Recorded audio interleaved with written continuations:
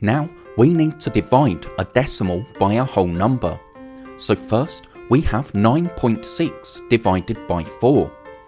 We can write this out as a short division, but we need to remember to copy up the decimal point into our answer so that it's directly above the decimal point in our dividend.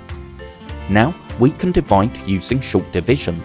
So 9 divided by 4 is 2 remainder 1, and 16 divided by 4 is 4.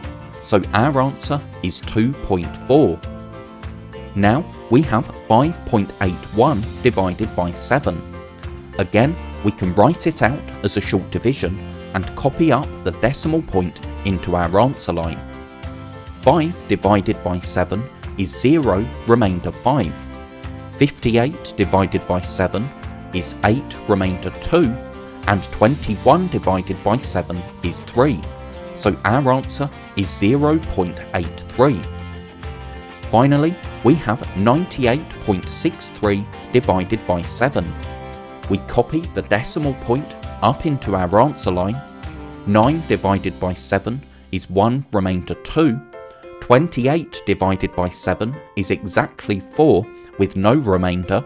6 divided by 7 is 0 remainder 6, and 63 divided by 7 is 9, so we get 14.09.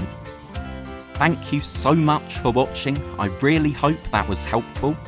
If you're a teacher or a parent, then please subscribe or go to keystage2maths.com to download resources for this lesson and many more. That's all for now. I'll see you in the next video.